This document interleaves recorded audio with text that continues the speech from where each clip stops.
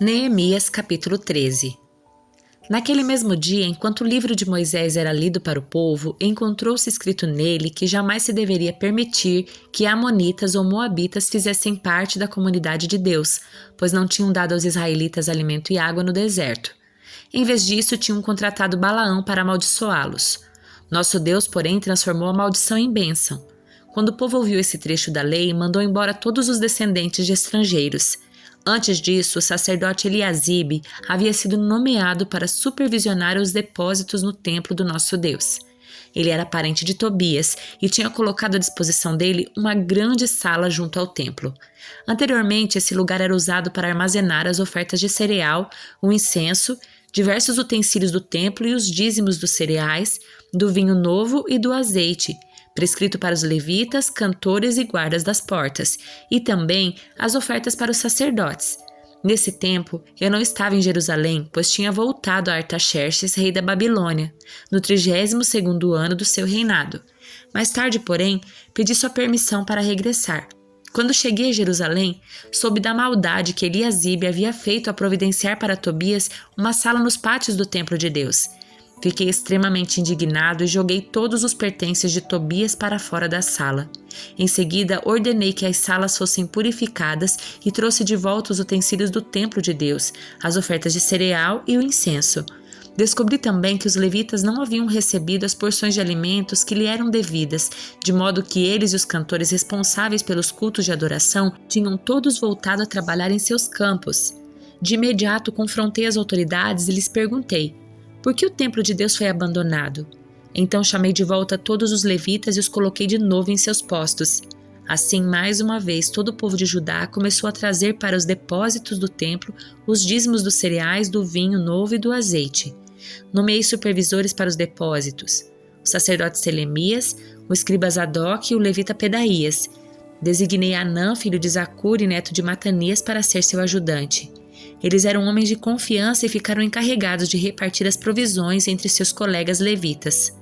Lembra-te desta boa obra, ó meu Deus, e não te esqueças de tudo que tenho feito com fidelidade pelo templo do meu Deus e pelo culto ali prestado. Naqueles dias, vi homens de Judá trabalhando nas prensas de uvas no sábado. Também ajuntavam cereais que colocavam sobre jumentos e traziam vinhos, uvas, figos e produtos de toda espécie a Jerusalém para vendê-los no sábado. Então os repreendi por venderem seus produtos nesse dia.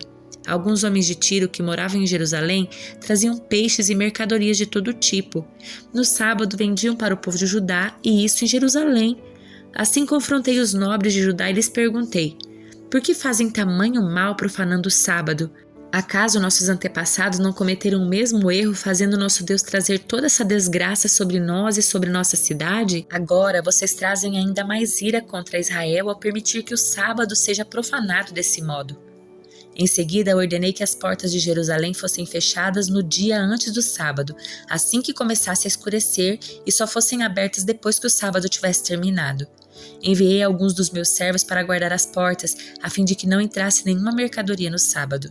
Os comerciantes e vendedores de vários produtos acamparam do lado de fora de Jerusalém 1 ou 2 vezes, mas falei duramente com eles: o que fazem aqui acampados ao redor do muro?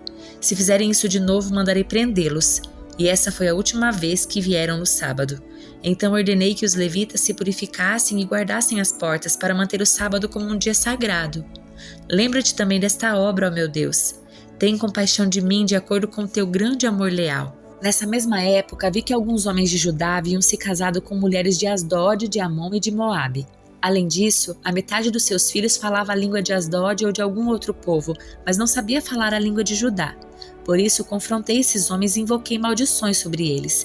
Bati em alguns deles e arranquei seus cabelos. Também os fiz jurar em nome de Deus que não permitissem que suas filhas se casassem com os filhos dos povos da terra, nem que as filhas deles se casassem com seus filhos ou com eles mesmos. Não foi exatamente isso que levou Salomão, rei de Israel, a pecar? Perguntei-lhes. Não havia nenhum rei igual a ele entre as nações, e Deus o amou e o fez rei, sobre todo Israel. Até mesmo ele, porém, foi levado a pecar por suas esposas estrangeiras. Como puderam ao menos pensar em cometer essa grande maldade e serem fiéis a Deus casando com mulheres estrangeiras? Um dos filhos de Joiada, filho do sumo sacerdote Eliasibe, havia se casado com uma filha de Sambalate, o Horonita, por isso o expulsei de minha presença. Lembra-te deles, ó meu Deus, pois profanaram o sacerdócio e a aliança dos sacerdotes e dos levitas. Assim, eliminei tudo o que era estrangeiro e designei tarefas específicas para os sacerdotes e os levitas. Também me certifiquei de que a provisão de lenha para o altar e os primeiros frutos da colheita fossem trazidos nas datas estabelecidas. Lembra-te disso em meu favor, ó meu Deus. Isaías, capítulo 15. Recebi esta mensagem acerca de Moabe. Em uma só noite a cidade de Ar será arrasada e a cidade de Kir destruída. Seu povo irá ao templo de Dibom para lamentar, aos lugares de cultos dos montes para chorar. Chorarão pelo destino de Nebo e Medeba, rasparão a cabeça e cortarão a barba. Vestirão pano de saco e vagarão pelas ruas. De todas as casas e praças públicas virão gemidos de lamento. Os habitantes de Esbom e Eleale clamarão, suas vozes serão ouvidas até em Jaaz. Os guerreiros mais valentes de Moabe gritarão de terror. Indefesos tremerão de medo. Meu coração chora por Moabe. Seus habitantes fogem para Zoar e para Eglat-Selizia. Sobem chorando pelo caminho de Luite. Seus clamores de angústia são ouvidos por toda a estrada de Oronaim. Até as águas de Nirim secaram. A vegetação às suas margens murchou. As plantas morreram, todo o verde desapareceu. O povo reúne seus bens e os carrega para o outro lado do riacho dos salgueiros. Um clamor de angústia ecoa pela terra de Moabe, de uma extremidade à outra, de Eglaim até Beer-Elim. O riacho perto de Dibom está vermelho de sangue, mas ainda não terminei de castigar Dibom. Leões caçarão os sobreviventes, tanto os que tentarem fugir como os que ficarem para trás. Hebreus capítulo 11. A fé mostra a realidade daquilo que esperamos. Ela nos dá convicção de coisas que não vemos. Pela fé, pessoas em tempos passados obtiveram aprovação. Pela fé, entendemos que todo o universo foi formado pela palavra de Deus. Assim, o que se vê originou-se daquilo que não se vê. Pela fé, Abel apresentou a Deus um sacrifício superior ao de Caim. Com isso, mostrou que era um homem justo e Deus aprovou suas ofertas. Embora muito esteja morto, ainda fala por meio do seu exemplo. Pela fé, Enoque foi levado para o céu sem ver a morte. Ele desapareceu porque Deus o levou para junto de si, porque antes de ser levado ele era conhecido por agradar a Deus. Sem fé é impossível agradar a Deus. Quem deseja se aproximar de Deus deve crer que Ele existe e que recompensa aqueles que o buscam. Pela fé, Noé construiu uma grande embarcação para salvar sua família do dilúvio. Ele obedeceu a Deus, que o advertiu a respeito de coisas que nunca haviam acontecido. Pela fé, condenou o resto do mundo e recebeu a justiça que vem por meio da fé. Pela fé, Abraão obedeceu quando foi chamado para ir a outra terra que ele receberia como herança. Ele partiu sem saber para onde ia. E mesmo quando chegou à terra que lhe havia sido prometida, viveu ali pela fé, pois era como estrangeiro morando em tendas. Assim também fizeram Isaque e Jacó, que herdaram a mesma promessa.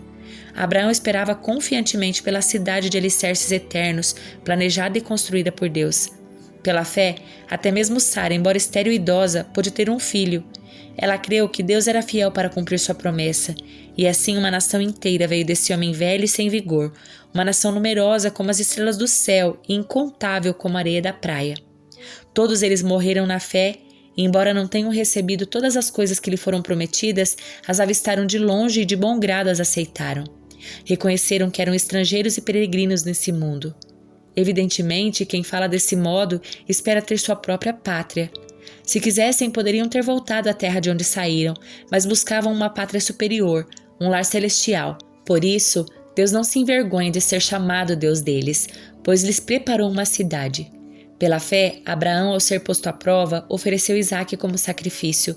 Abraão, que havia recebido as promessas, estava disposto a sacrificar seu único filho. Embora Deus lhe tivesse dito, Isaque é o filho de quem depende sua descendência.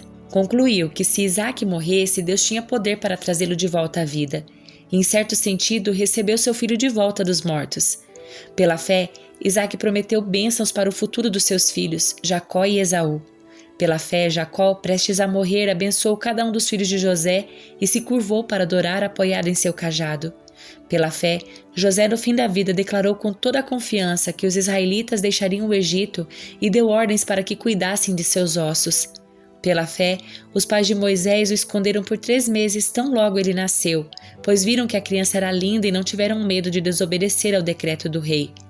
Pela fé, Moisés, já adulto, recusou ser chamado filho da filha de Faraó, preferindo ser maltratado junto com o povo de Deus a aproveitar os prazeres transitórios do pecado. Considerou melhor sofrer por causa do Cristo do que possuir os tesouros do Egito, pois tinha em vista sua grande recompensa. Pela fé, saiu do Egito sem medo da ira do rei e prosseguiu sem vacilar, como quem vê aquele que é invisível. Pela fé, ordenou que o povo de Israel celebrasse a Páscoa e aspergisse com sangue os batentes das portas, para que o anjo da morte não matasse seus filhos mais velhos. Pela fé, o povo de Israel atravessou o Mar Vermelho como se estivesse em terra seca. Quando os egípcios tentaram segui-los, morreram todos afogados. Pela fé, o povo marchou ao redor de Jericó durante 7 dias e suas muralhas caíram. Pela fé, a prostituta Raabe não foi morta com os habitantes da sua cidade que se recusaram a obedecer, pois ela acolheu em paz os espiões. Quanto mais preciso dizer, levaria muito tempo para falar sobre a fé que Gideão, Baraque, Sansão, Jefité, Davi, Samuel e os profetas tiveram. Pela fé, eles conquistaram reinos, governaram com justiça e receberam promessas. Fecharam a boca dos leões, apagaram chamas de fogo e escaparam de morrer pela espada. Sua fraqueza foi transformada em força, tornaram-se poderosos na batalha e fizeram fugir exércitos inteiros. Mulheres receberam de volta seus queridos que haviam morrido, outros, porém, foram torturados, recusando-se a ser libertos e depositaram sua esperança na ressurreição para uma vida melhor. Alguns foram alvo de zombaria e açoites e outros acorrentados em prisões. Alguns morreram apedrejados, outros foram cerrados ao meio e outros ainda mortos à espada. Alguns andavam vestidos com peles de ovelhas e cabras, necessitados, afligidos e maltratados. Este mundo não era digno deles. Vagaram por desertos e montes, escondendo-se em cavernas e buracos na terra. Todos eles obtiveram aprovação por causa da sua fé. No entanto, nenhum deles recebeu tudo o que havia sido prometido, pois Deus tinha algo melhor preparado para nós, de modo que sem nós eles não chegassem à perfeição.